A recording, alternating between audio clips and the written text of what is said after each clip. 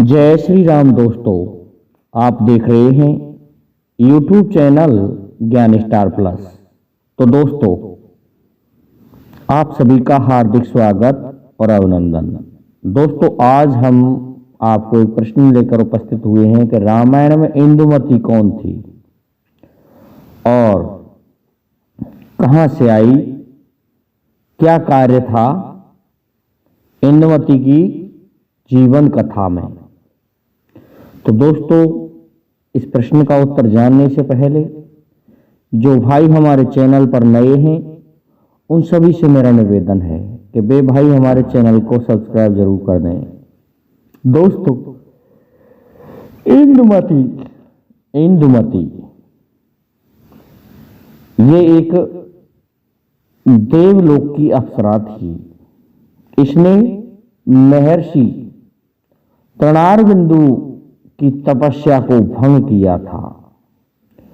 तो ये पूर्व जन्म में इसका नाम हरिणी था। तो ये हरिणी तृणारबिंदु ऋषि की तपस्या को भंग करने आई। इससे ऋषि क्रोध हो गए और उन्होंने इसके लिए श्राप दे डाला और कहा कि जा तू मानव के रूप में पृथ्वी पर जन्म लेगी और फिर तू वहीं रहेगी। दोस्तों, ऐसा कहने पर दुखी हो जाती है हरिणी कहने लगी, हे ऋषिवर, एक बात बताइए कि मेरा उद्धार कैसे होगा। कहने लगे ऋषि तृणारबिंदु कि जिस दिन तेरे गले में स्वर्ग की माला डल जाएगी उसी दिन से तू इस श्राप से मुक्त होकर वापस स्वर्ग को चली जाएगी। इस बात को सुन के प्रसन्न होकर के वापस चली जाती है हरिणी इंद्र के पास में। परंतु दोस्तों, इंदुमती विदर्भ की राजकुमारी के रूप में पैदा हुई, जहां पर महाराज दशरथ के पिता आज का विवाह इंदुमती से हुआ। और इंदुमती से विवाह होने के पश्चात, क्योंकि महाराज आज इंदुमती से बहुत प्रेम करते थे, परंतु होता क्या है, इंदुमती और महाराज आज एक दिन बगीचे में घूम रहे थे कि उसी समय नारद जी भी आ जाते हैं। नारद जी की वीणा में स्वर्गलोक की एक माला, पुष्पों की माला लटकी हुई थी और वह माला उनके वीणा से छूट करके इंदुमती के गले में जाकर के पड़ी। इससे वो श्राप मुक्त हो गई। श्राप मुक्त होकर के कहने लगी, ठीक हुआ प्रभु, मैं अब यहां से जाना चाहती हूं। ऐसा कहकर के इंदुमती वापस स्वर्ग को चली गई। फिर तो महाराज अज ने इंदुमती से मिलने की इच्छा जाहिर की स्वर्ग में भी, लेकिन पहुंचे तो पहुंचे कैसे। तो दोस्तों, ये थी इंदुमती, अर्थात आज और आज की पत्नी का नाम इंदुमती था। ये भगवान श्री राम की दादी लगती थी। अब देखिए दोस्तों, अगला इसी में प्रश्न और है। इसके पश्चात दक्षिणी कौशल और उत्तरी कौशल दो राज्य थे, परंतु महाराज दशरथ चाहते थे कि दक्षिणी कौशल को भी जीत करके अपने राज्य में मिला लिया जाए। लेकिन होता क्या है, अपने राज्य में मिलाने के लिए जब वो आक्रमण करने वाले ही थे कि उसी समय दक्षिण कौशल के राजा जनक ने दोस्तों निमंत्रण भेज दिया, जिसका नाम जनक ना होकर के सौमित्र था। और दोस्तों, जिन्हें कौशल नरेश भी कहते थे, तो उनका संदेश आया और कहने लगे, महाराज आप जो कुछ मांगेंगे हम आपको वही देंगे।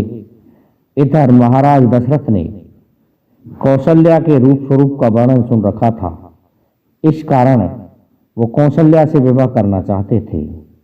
कंचुकी ने जैसे ही महाराज दशरथ को ये समाचार दिया तो वो प्रसन्न हो गए और महाराज दशरथ ने स्वीकार कर लिया। इस प्रकार से बारात लेकर के पहुंच जाते हैं। महाराज दशरथ और स्वयं दूल्हा बने हुए थे। दोस्तों, आप सभी को एक प्रश्न का उत्तर और देना चाहता हूं कि दशरथ का असली नाम क्या था। दोस्तों, दशरथ का असली नाम नेमि था। तो ये नेमि नाम का राजा था उस समय, और ये जैसे ही पहुंचा तो तब तक रावण के लिए आकाशवाणी हो चुकी थी और कहा था कि रावण, तुझे मारने वाला अब पैदा हो जाएगा, इसलिए सुन, तू कैसे भी अपने आप को बचाना चाहता है तो तू कौशल्या को अब इस रास्ते से अलग कर सकता है। दोस्तों, रावण ने, चूंकि विदर्भ में गौरी पूजन की एक प्रथा थी, उसी समय कौशल्या का हरण कर लिया और हरण करके इन्हें एक गुफा में छुपा दिया, जिससे हड़कंप मच गया। अब विवाह करे तो कौन करे। तो फिर सुमित्रा, जो कि सौमित्र राजा की थी, सुमित्रा के साथ में महाराज दशरथ के फेरे डले थे और महाराज दशरथ सुमित्रा को लेकर के जब आ रहे थे अपनी सैनिकों के साथ में, तो उसी समय महाराज दशरथ को आकाशवाणी होती है और कहा गया, ए दशरथ, जिसके से तुम्हारा सुख देने वाला पुत्र पैदा होगा वह तो अभी तुम्हारे साथ आई नहीं है, इसलिए तुम ऐसा करो, ढूंढ लो उन्हें, इसी गुफा में वो मिल जाएंगी। उस आकाशवाणी के अनुसार महाराज दशरथ ने खोजा कि उसमें कौशल्या भी मिल गई। ले जाकर के वापस समाचार सुनाया और महाराज दशरथ के साथ में कौशल्या का विवाह हो गया। इस प्रकार से दक्षिण कौशल की राजकुमारी कौशल्या का विवाह महाराज दशरथ से हुआ। और फूलों की माला भी आपको हमने बताई कि कहाँ से मिली है। इस प्रकार दोस्तों, इतना ही पर्याप्त है। जय हिंद, जय भारत, जय जय श्री राधे, जय जय श्री राम।